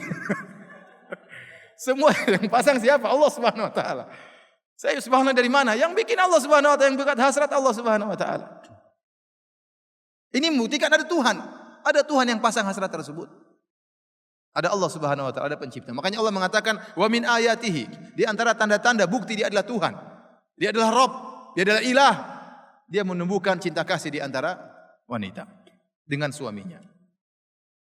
Oleh karena dalam ayat ini disebutkan kata Allah litaskunu ilaiha, agar kalian merasa tentram dengan istri-istri kalian. Sebagian ulama mengatakan bahwasanya sumber kebahagiaan utama seorang suami adalah pada istrinya. Suami tidak bisa dikatakan, seorang laki tidak bisa dikatakan dia bahagia dengan kebahagiaan yang hakiki kecuali kalau dia bisa bahagia dengan istrinya. Kalau dia tidak menemukan kebahagiaan pada istrinya, berarti dia tidak bahagia. Benar, dia mungkin punya kebahagiaan, main dengan teman-temannya, main futsal dengan teman-temannya, main golf dengan teman-temannya, berlibur ke sana, berlibur ke sini. Tapi kebahagiaan yang hakiki kalau dia bisa bahagia dengan istrinya. Kalau dia belum bisa menemukan kebahagiaan dengan istrinya, berarti dia belum bahagia, ikhwan. Kenapa? Karena Allah menciptakan wanita litaskunu ilaiha, agar kalian wahai para suami tentram dengannya. Dalam ayat yang lain kata Allah Subhanahu wa taala, "Huwallazi khalaqakum min nafsin wahidah wa ja'ala minha zawjaha liyaskuna ilaiha." Dialah yang telah menjadikan kalian dari satu jiwa. Kemudian wa ja'ala minha zawjaha, dari satu jiwa itu Allah ciptakan istrinya, liyaskuna ilaiha, agar sang suami tentram, tenang dengan istrinya. Maka saya katakan kalau seorang suami keluar, tidak betah, ingin segera pulang ke rumah, rindu ketemu istrinya. Maka ini suami yang bahagia. Ini orang laki-laki ini bahagia. Tapi kalau dia keluar dari rumah, safar seminggu, aduh, saya belum pingin pulang. Ayo kita jalan-jalan terus. Istri telepon-telepon enggak usah diangkat. Wah, ini bahaya seperti itu. Bahaya. Berarti laki ini tidak bahagia. Anda mungkin dapat kebahagiaan dengan berteman, tapi kebahagiaan yang semu. Kebahagiaan sungguhnya itu kalau Anda bisa bahagia dengan istri Anda. Maka saya katakan, kalau kita ternyata di rumah tidak menemukan kebahagiaan, berarti ada yang salah antara kita dengan istri kita. Berusaha bikinlah, ciptakanlah surga di rumah. Jangan sampai rumah kita menjadi neraka bagi kita. Setiap di rumah enggak betah pingin keluar. Setiap di rumah enggak betah pingin keluar. Ini berarti kita enggak beres. Enggak beres kita berarti. Tapi kalau kita setiap keluar di luar pingin pulang berarti beres kita. Berarti beres. Berarti ada kebahagiaan, ada kerinduan kepada istri, ada ketentraman. Kalau kita sama istri sudah ngobrol-ngobrol, ketawa-ketawa, santai berarti sudah beres. Tapi kalau istri ngobrol, Mas ada gini, sudah enggak usah. Ini enggak beres berarti kita. Pinginnya ngobrol sama teman, pinginnya sama undang teman minum kopi di rumah, berarti kita belum menemukan kebahagiaan. Karena asalnya kebahagiaan adalah seorang suami dengan sang istri. Oleh karenanya para ulama mengatakan, tidak ada hubungan yang paling kuat antara dua orang seperti hubungan suami dengan istri. Ini benar. Kita punya hubungan dengan bapak kita, punya hubungan dengan ibu kita, punya hubungan dengan kakak kita, dengan adik kita. Punya hubungan dengan teman kita, tidak sebagaimana hubungan kita dengan istri kita, hubungan yang sangat kuat. Makanya seorang suami kalau sudah sangat sayang kepada istrinya, dia melakukan apa saja. Allah berfirman, "Zuyyina lin-nasi hubbus syahawati minan nisa'i wal banina wal qanatiril muqantarati minadh dhahabi wal fiddati wal khailil musawwamati wal an'ami wal harth." Kata Allah, dibuat indah bagi seorang lelaki wanita. Yang nomor satu Allah sebutkan wanita. Wanita dijadikan indah dalam pandangan lelaki. Kemudian baru anak-anaknya, baru harta yang berlimpah ruah. Emas dan perak, tunggangan pilihan, mobil dan macam-macamnya. Binatang ternak. Yang paling pertama Allah sebutkan adalah apa? Wanita. Oleh karenanya hubungan yang begitu erat antara seorang suami dan istri sampai di antara perkara yang luar biasa dilakukan oleh para dukun adalah memisahkan antara suami dengan istri. Wa yata'allamuna minhuma ma yufarriquna bihi bainal mar'i wa zawjihi. Dalam surat Al-Baqarah, mereka pun belajar ilmu sihir, yang ilmu sihir tersebut bisa memisahkan antara suami dengan istri. Artinya begitu kuatnya, kata Allah, begitu kuatnya pengaruh sihir, sampai hubungan yang begitu kuat suami istri bisa renggang, gara-gara sihir. Allah ingin menggambarkan kepada kita bahwasanya hubungan yang paling kuat adalah hubungan suami istri. Rahasia kita yang paling tahu istri kita. Kita ceritakan pada istri kita, mungkin ayah kita tidak tahu, ibu kita tidak tahu. Ya. Oleh karenanya ini hubungan yang paling erat. Oleh karenanya kita dapati sebagian suami kalau sudah sangat sayang kepada istrinya minta apa saja dia belikan. Dan subhanallah, orang-orang Indonesia itu sangat baik. Ini terus terang ibu-ibu Indonesia bersyukur punya suami Indonesia. Saya ulangi, ibu-ibu Lamongan bersyukur punya suami Lamongan. Kenapa? Suami Indonesia itu paling baik. Saya ceritakan teman saya orang Arab. Teman saya orang Arab, istrinya 3. Kalau saya 1 ya. Antum juga jangan ketawa ya. Oh istri 3 iya. Terus HP enggak diperiksa-periksa. Oh istri saya enggak berani buka HP saya. Subhanallah. Saya tanya sama bapak. Siapa yang HP-nya enggak pernah dibuka sama istrinya? Angkat tangan. Saya kasih hadiah. Cepat. Coba angkat tangan. Coba saya ingin tahu. 1, sudah punya istri belum? Kamu udah punya istri belum? Udah, sini dua-duanya dapat. Benar nggak pernah dibuka sama istrinya? HP-nya nggak pernah dibuka sama istrinya? Kenapa nggak bisa main HP kah istrinya? Masya Allah, hebat. Saya ingin belajar ini gimana caranya. Satunya.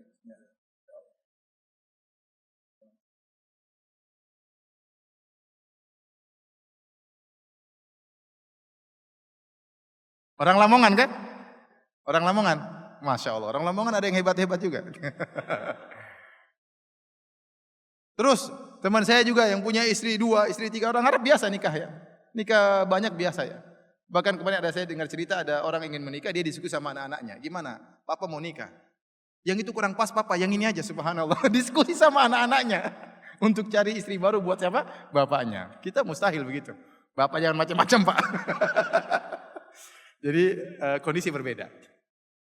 Contoh lagi teman saya tanya gimana masalah nafkah istri. Enggak ada, istri saya enggak ada urusan. Saya kasih makan, belikan sudah selesai. Dia enggak tahu duit saya berapa, enggak tahu duit saya berapa. Itu bukan urusan istri saya. Yang penting dia dikasih makan, saya belikan pakaian, saya belikan emas, sudah selesai. Kita orang Indonesia, ya, banyak kalau kita punya gaji, dapat gaji kita serahkan sama istri. Nanti kita minta lagi, kasih dong. Tapi yang pegang gaji seluruhnya siapa? Istri. Banyak enggak begitu? Banyak. Di Lamongan juga banyak. Banyak. Makanya saya katakan, ibu-ibu bersyukur punya suami orang Indonesia. Baik. Ini HP silakan periksa. Ini gaji saya silakan ambil. Sampai-sampai ya ada kasus pernah saya hadapi. Ini kisah nyata. Saya punya teman, subhanallah. Dia saking sayang sama istrinya, dia buat rumah 11 semua atas nama istrinya. Luar biasa baiknya. 11 rumah semua atas nama istrinya. Kemudian saking baiknya, uang semua dia masukkan ke rekening atas nama istrinya sampai 11 miliar. Tahu-tahu istrinya kabur. Beneran ini kejadian nyata, saya alami kasus itu. Dia tanya sama saya, Ustadz bagaimana Ustadz? Dalam hati kamu goblok sekali. Tapi saya enggak bilang demikian. Saya lihat inilah orang Indonesia begitu baiknya. Alhamdulillah sekarang sudah kembali. Tapi 11 miliar sudah lenyap. Ya. Artinya apa? Hubungan suami itu sudah kalau sudah sayang sama istrinya terkadang luar biasa berlebih-lebihan. Semua yang mahal menurut dia murah.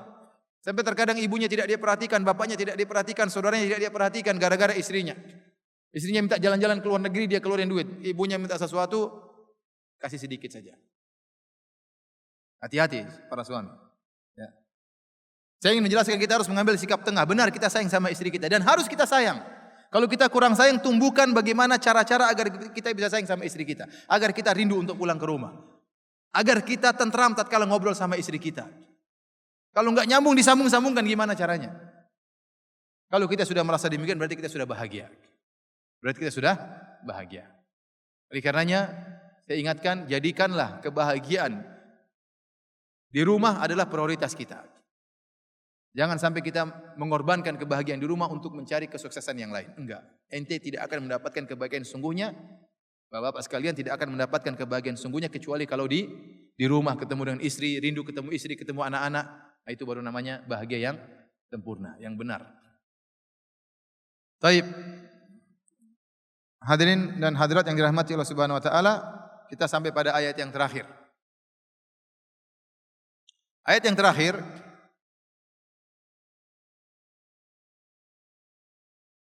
dalam surat Al-Baqarah ayat 222 sampai ayat 223.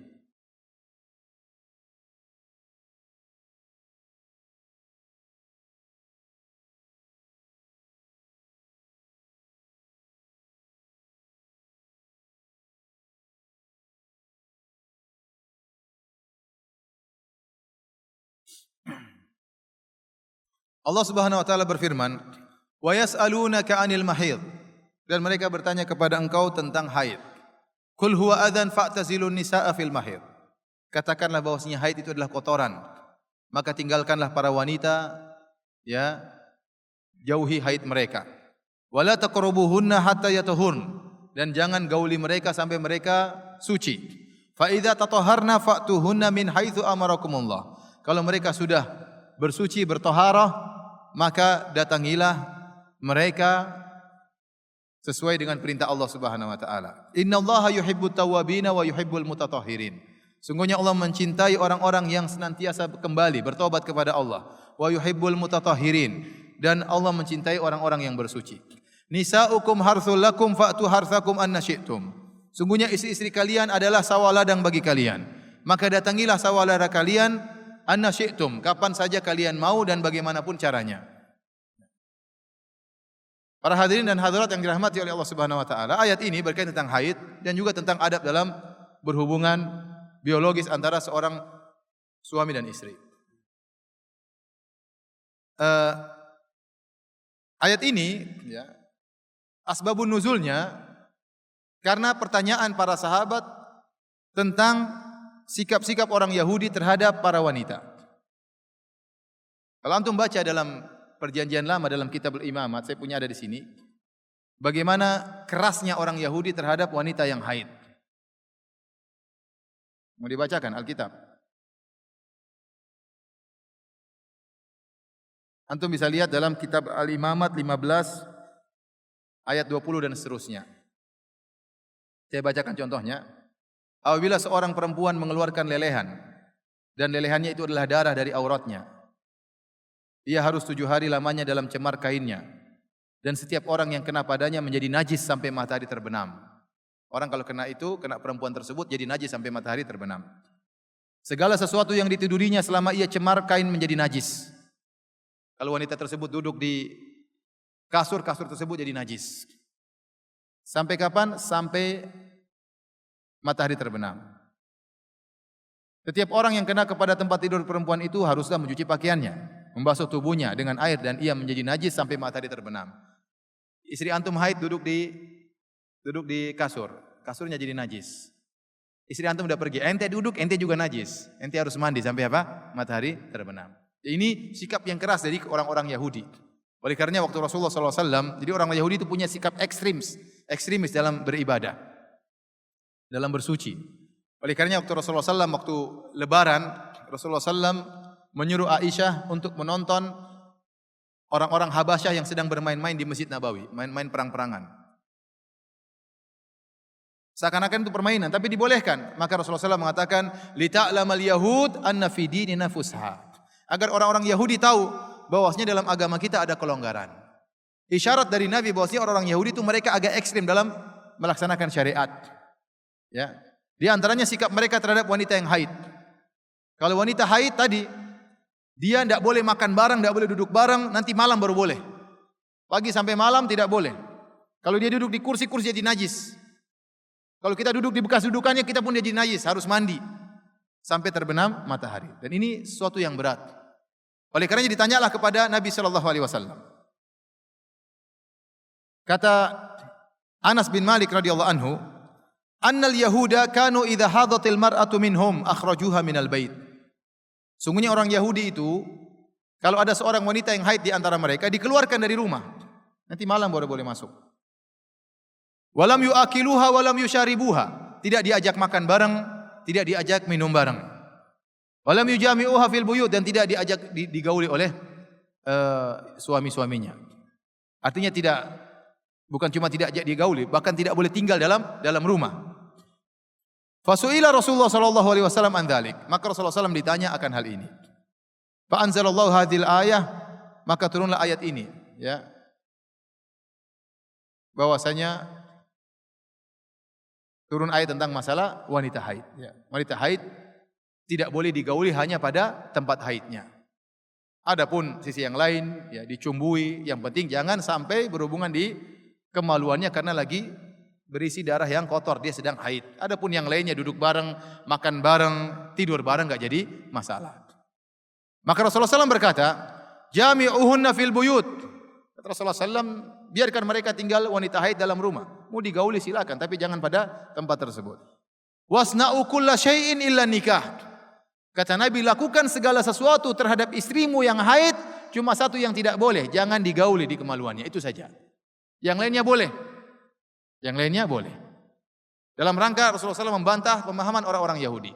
Kita dapati ada dua pemahaman yang bertolak belakang, Yahudi maupun Nasrani. Yahudi mereka sikap keras terhadap wanita haid, dikeluarkan dari rumah, enggak boleh di rumah, tidak boleh duduk makan bareng, tidak boleh minum bareng. Ya. Adapun Nasrani sebaliknya, wanita haid sama seperti wanita tidak haid, dianggap sama. Mau digauli juga tidak jadi masalah. Nah, Islam datang dengan tengah, dengan sikap tengah. Wanita haid tidak sama dengan wanita yang suci. Boleh digauli, tapi tidak boleh pada kemaluannya karena lagi kotor. Ya, lagi kotor. Makanya Rasulullah SAW mengatakan, "Wasna'u kulla syai'in illa nikah." Lakukan segala sesuatu tatkala bergaul dengan istrimu, kecuali satu yang dilarang, tidak boleh melalui kemaluan. Dan ini dalil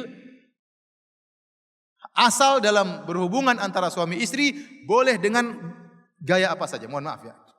Antara suami dengan istri boleh dengan cara apa saja, dengan boleh gaya apa saja. Cuma ada aturannya dua.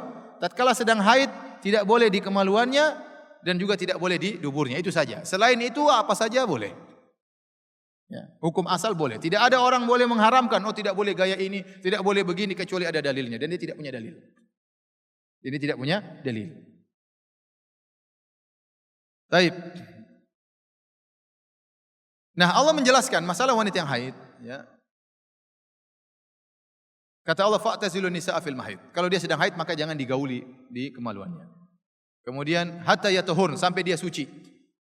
Katanya sama bapak-bapak sekalian, sama ibu-ibu sekalian. Kalau ada seorang wanita haid, haidnya 7 hari. Pada hari ke-7 haidnya berhenti. Dia gunakan kapas atau tisu, kata dia, suami sudah enggak ada darah haid, sudah bening. Boleh enggak berhubungan suaminya dengan istrinya? Boleh tidak? Harus mandi? Atau boleh sebelum mandi? Hah?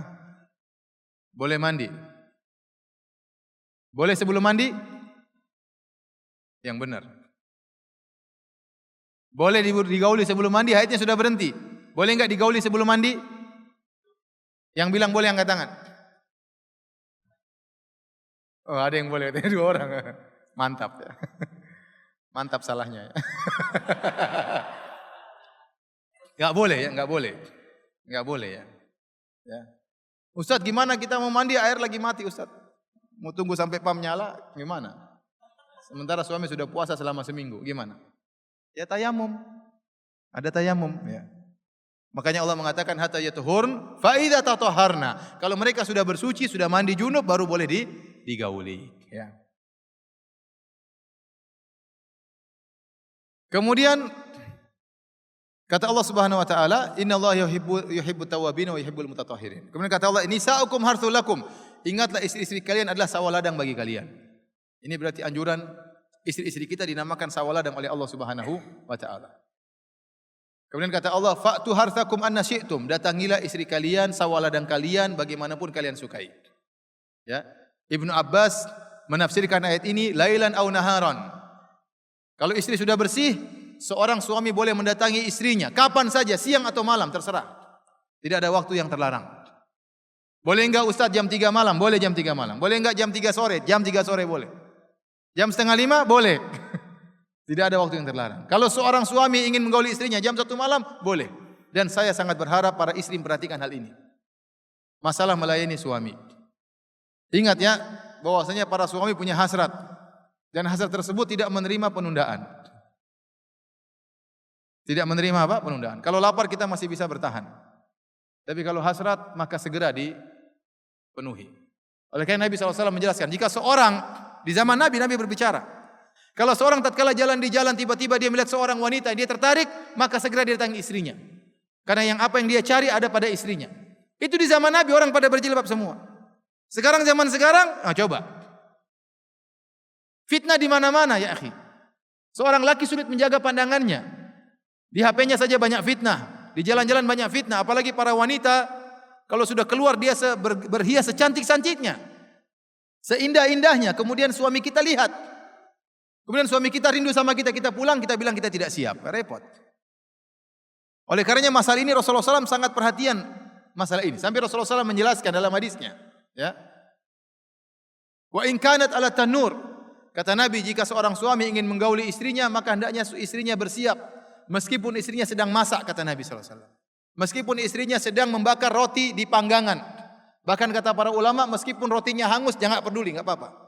Yang penting melayani suaminya.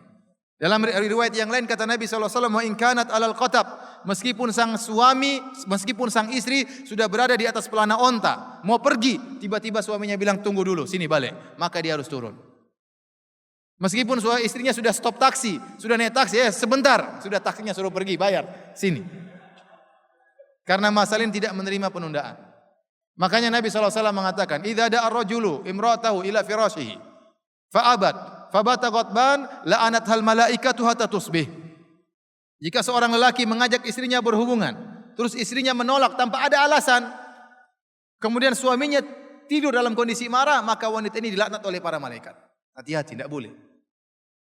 Masalah ini harus diperhatikan sama istri. Suami kita di luar berhadapan dengan syahwat yang bertebaran. Maka kita harus berusaha, ya. Tentunya suami juga harus merayu istrinya dengan adab yang baik. Tapi maksud saya, masalah ini masalah yang penting. Allah berfirman, nisa'ukum harthul lakum fa'tu harthakum anna syi'tum. Datangi istri kalian siang atau malam, kata Ibnu Abbas radhiyallahu anhu. Anna syi'tum ditafsirkan dalam tafsiran, dua tafsiran. Pertama, anna syi'tum artinya kapan saja, anna syi'tum artinya bagaimanapun caranya. Bagaimanapun caranya. Kenapa? Di zaman Nabi ada syubhat yang khurafat yang tersebar. Ada khurafat yang tersebar. Jadi ada kaum muhajirin dan kaum ansar. Kaum muhajirin tinggal di Mekah, kemudian mereka berhijrah ke kota Madinah. Kaum ansar tinggal di kota Madinah dan mereka banyak bergaul dengan orang-orang Yahudi. Orang Yahudi punya khurafat. Khurafat mereka, kalau mereka menggauli istri mereka dari belakang, benar masuk ke kemaluan tapi gayanya dari belakang, maka anaknya akan lahir juling. Itu khurafatnya orang-orang Yahudi. Karena orang-orang kaum Ansar sering bergaul dengan orang Yahudi, maka khurafat tersebut masuk dalam akidah mereka. Dan ini bahaya kalau sering bergaul sama orang non-muslim tanpa ada filter, tanpa ada dasar akidah yang benar. Akibatnya terkadang kita terkontaminasi dengan pemikiran-pemikiran mereka yang salah. Dengan khurafat-khurafat mereka. Nah, khurafat ini tersebar di sebagian kaum Ansar. Sehingga tersebar juga di kaum Ansar kalau berhubungan tidak boleh lewat belakang. Terjadilah seorang muhajirin menikah dengan wanita Ansariyah. Kaum muhajirin tidak pakai larangan-larangan. Mereka tinggal di Mekah. Begitu menikah dengan wanita Ansariyah yang punya ada khurafat, waktu mau digauli dari belakang istrinya enggak mau. Enggak mau. Kenapa? Dia dengar kalau digaul dari belakang anaknya apa?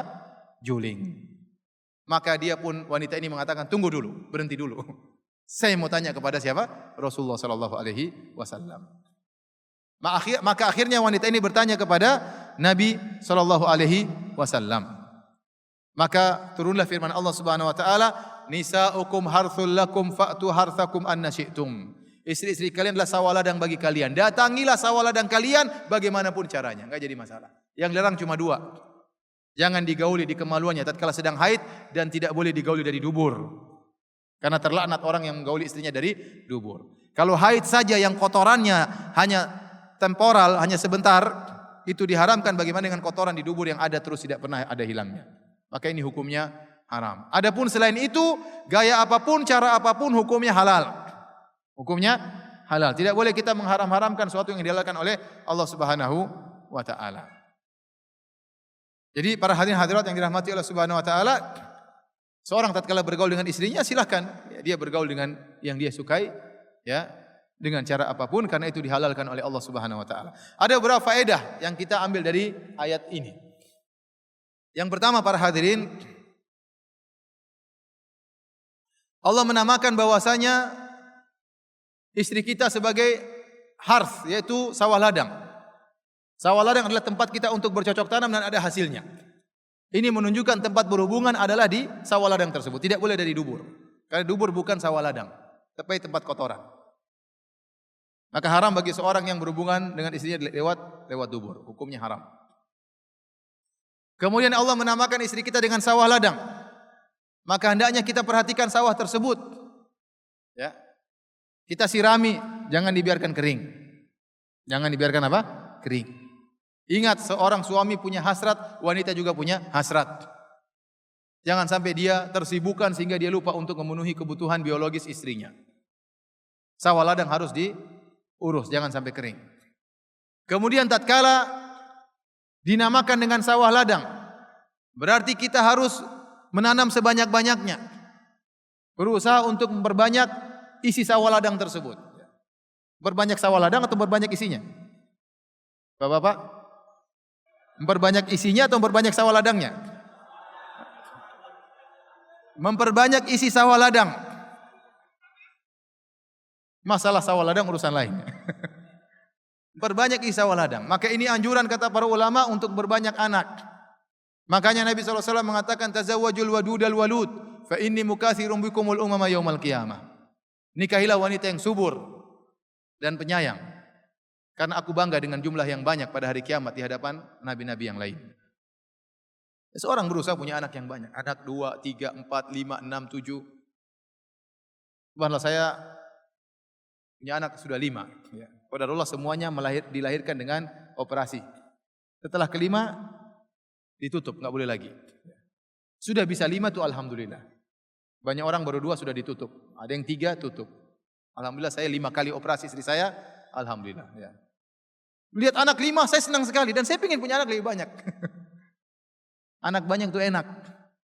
Kalau kita sudah meninggal banyak yang doain. Ya tidak? Banyak yang doain. Apalagi anak kita kemudian rajin sholat. Ya. Ya. Saya punya teman-teman di Arab Saudi luar biasa. Saya pernah diundang makan, saya tanya berapa keluarga? 24 saudara. Masya Allah. Makan kambing guling. Kemarin saya ketemu teman yang lain, kamu berapa saudara? 26. Subhanallah. Saya ketemu teman lagi, kamu berapa saudara? Ada sekitar, dia bilang 50 bersaudara. Subhanallah. Luar biasa. Kenapa? Istrinya banyak. Ada sampai 1 orang ya pergi ke masjid, anak-anaknya selalu sholat di depan saat pertama, anaknya sampai 13 orang. Kadang-kadang ada anaknya kecil lari-lari dia tangkap, kamu ibumu yang mana?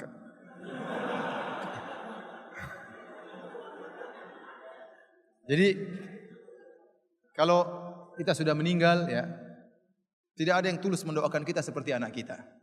Anak kita yang ada kita rawat dengan baik-baik. Ajarkan agama dengan baik-baik. Terserah dia seorang dokter, seorang insinyur, seorang tukang, apapun kerjaannya, jangan biarkan dia tinggalkan sholat. Ajarin dia sholat 5 waktu. Antar dia ke masjid kalau bisa. Kamu enggak mau sholat, sini ibu antar ke masjid. Tungguin sampai pulang. Ya. Karena kalau kita sudah meninggal tidak ada yang tulus mendoakan seperti apa anak kita. Kemudian di antaranya kalau kita meninggal, kalau anak kita beramal soleh, seluruh amal solehnya ngalir sama kita. Ngalir sama kita. Ya. Oleh karenanya di antara faedah ayat ini kata para ulama kita disuruh untuk memperbanyak anak. Ya. Tentunya memperbanyak anak dengan merawat mereka dengan baik. Bukan perbanyak anak kemudian tidak dirawat. Ini tentunya tidak boleh. Kemudian di antara faedah dari ayat ini bahwasanya istri disebut oleh Allah dengan sawah ladang. Yang menanam benih adalah seorang suami. Menanam benih adalah seorang suami. Dari sini kata para ulama, tidak boleh seorang suami mencela istrinya. Seandainya dia menikah kemudian istrinya melahirkan ternyata anaknya perempuan, dia marah sama istrinya. Kok anaknya perempuan? Loh, saya kan cuma sawah ladang yang tanam kamu. Benihnya siapa? Benihnya dari kamu. Jangan salahkan saya. Ini tidak boleh. Di antara kegoblokan kata para ulama, seorang suami mencela istrinya kalau anaknya perempuan. Dan ini adalah adat jahiliyah yang masih ada sampai sekarang. Ya. Anak laki-laki atau perempuan karunia dari Allah Subhanahu wa taala. Kita tidak tahu mana yang terlebih baik bagi kita. Orang-orang jahiliyah dahulu kata Allah, "Wa idza busyira ahaduhum bil untha dhalla wajhuhu muswaddan wa huwa kadhim. Yatawara minal qaumi min su'i ma busyira bihi. Ayumsikuhu ala hunin am yadussuhu fit turab." Kalau diberi kabar bahwasanya anaknya perempuan, maka merah padam, marah. Malu dia melihatkan anaknya perempuan. Dia sembunyikan anaknya. Dia pikir, apakah saya bunuh sekarang anak saya atau saya biarkan nanti bunuhnya belakangan. Ini ada jahiliyah, benci dengan anak perempuan dan masih ada sampai sekarang. Masih ada sampai sekarang. Nah, kalau anak kita laki-laki atau perempuan itu yang tanam kita, istri kita cuma sawah ladang. Maka jangan kita menyalahkan apa? Istri kita. Ada satu cerita yang pernah diceritakan oleh Syekh Abdul Razak, hafizahullah taala, ya. Tentang kisah seorang yang anak pertamanya perempuan, anak keduanya perempuan, anak ketiganya perempuan, anak keempatnya perempuan. Dia sabar. Anak kelimanya perempuan, mulai dia enggak sabar. Dia pingin anak laki-laki. Maka dia ajak istrinya, "Kamu ini perempuan sudah 5 ya. Awas kalau 6 perempuan lagi." Istrinya hamil lagi, keluar perempuan lagi. Udah hilang kesabaran. Awas, kalau ke-7 perempuan lagi, awas. Istrinya hamil lagi. Ini zaman dulu, dia sudah wanti-wanti. Pokoknya awas perempuan. Kalau sekarang bisa USG, dulu enggak ya. Awas kalau perempuan lagi. Awas kalau perempuan lagi. Istrinya udah ketakutan. Apalagi saat mau melahirkan udah ketakutan. Ini laki-laki atau perempuan? Dia takut dicerai sama suaminya. Qadarullah suaminya ini tidur. Laki-laki ini tidur. Tiba-tiba dalam tidurnya dia mimpi telah tegak hari kiamat. Kemudian dia disidang, akhirnya dia divonis masuk neraka jahanam. Maka Allah memerintahkan malaikat untuk melemparkan dia masuk dalam neraka jahanam lewat pintu nomor 1 di neraka jahanam. Karena di neraka jahanam ada 7 pintu. Kata Allah, laha sab'atu abwabin. Likulli babim minha juz'um maqsum. Neraka jahanam itu ada 7 pintunya. Masing-masing sudah ada jatahnya lewat mana. Maka dia dilemparkan ke pintu 1 masuk ke neraka jahanam. Waktu masuk neraka jahanam dia ketakutan, tiba-tiba anak perempuan nomor 1-nya datang selamatkan bapaknya. Karena dalam hadis ya Rasulullah SAW mengatakan man ibtuliya bi syai'in min haula'il banat fa sabara 'alaihinna kunna lahu sitran minan nar. Barang siapa yang diuji oleh Allah dengan anak-anak perempuan kemudian bersabar merawatnya, maka anak-anak perempuan ini akan menjadi penghalang dari neraka jahanam. Maka waktu dilempar pintu pertama, ada anak pertamanya menyelamatkan dia. Dia ketakutan. Lempar lagi, dilemparkan pintu nomor 2, ada anak perempuannya nomor 2, selamatin. Jangan papa, selamatin. Lempar pintu nomor 3, anak nomor 3-nya selamatkan. Sampai nomor 5 selamat. Nomor 6, anak nomor 6 perempuan selamatkan. Mau lempar nomor 7, enggak ada anak perempuan nomor 7. Dia ketakutan, tahu-tahu dia bangun. Langsung dia berdoa, ya Allah semoga anak saya perempuan nomor 7. Nomor 7. Semoga nomor 7 perempuan. Akhirnya dia pergi, sang yang mungkin yang menangani kelahirannya kasih kabar gembira. Kata dia, gembiralah anakmu yang ke-7 laki-laki. Waduh kata dia. Ini karena ikhwan ya, kita ya anak laki-laki perempuan kita jalani ya. Semuanya ada keutamaannya. Perempuan kalau kita sabar pahala semakin banyak, akan menyelamatkan kita dari neraka jahanam. Ini saja yang bisa sampaikan para hadirin hadirat yang dirahmati oleh Allah Subhanahu wa taala, 4 ayat yang semoga kalau kita mentadaburi ayat-ayat ini semakin menambah cinta kasih kita dengan istri kita, semakin kita bisa merubah bagaimana muamalah kita dengan istri kita dan sehingga kita bisa berkumpul dengan istri kita di surga kelak. Amin ya rabbal alamin. Baik. Ini ada beberapa hadiah ya. Langsung ditutup Ustaz. Langsung apa? Ditutup. Oh, ditutup ya. Ya. Ini hadiah kepada yang hadir ya. Seperti biasa, yang paling tua saya mau kasih hadiah. Mana yang paling tua? Berapa Pak? Berapa umurnya? 61. Bapak umurnya berapa? Berapa? 66. Ada yang lebih tinggi 66? Hah? Berapa? Berapa? 75. Masya Allah. Sebentar, ada yang lebih tua dari 75? Ada? Semua kalah? 76. Bawa KTP enggak Pak? Ada yang lebih tua dari 76? Ada yang 75? Ini Bapak berapa ini Bapak? Berapa umurnya Pak?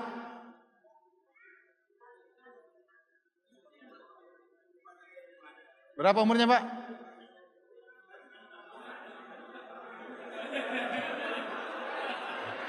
Skor tertinggi 75. Ada yang lebih tinggi dari 75? 76. Ada yang lebih tinggi dari 76? Enggak ada. Tolong kasih yang 76. Kasih Bapak. Sekarang yang paling muda tapi sudah balik. Siapa? Angkat tangan. Yang paling muda, saya tidak mau dia tunjukkan bayinya ya, enggak ya. Yang paling muda tapi sudah balik. Hah? Apa? 17 tahun. Ada yang lebih muda? Berapa? 14 tahun. 14. Ada yang lebih muda? Berapa? 12 tahun. Sudah balik belum?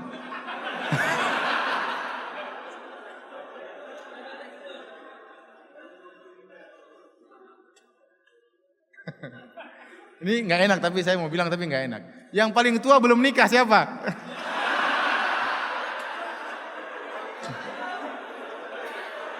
Ada?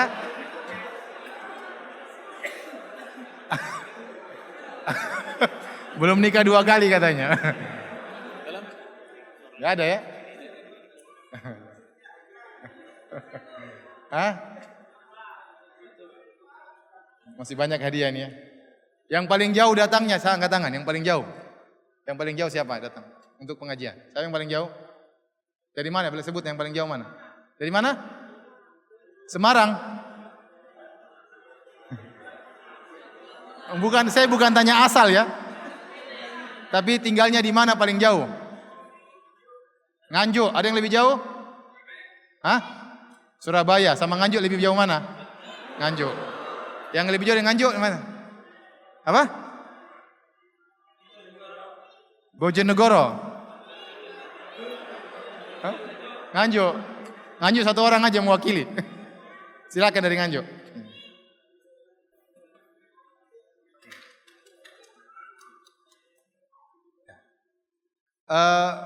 Pertanyaan, siapa yang bisa sebutkan ayat yang tadi saya suruh hafal? Ayat pendek tadi. Silakan. Yang saya suruh hafal, bukan saya suruh baca. Ayat yang pendek aja tadi. Ya. Apa?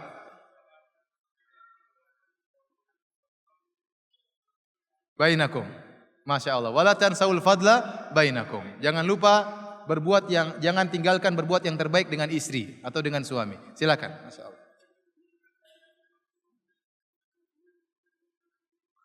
Ini masih ada 3 kumpulan kajian Ustadz Firanda ya.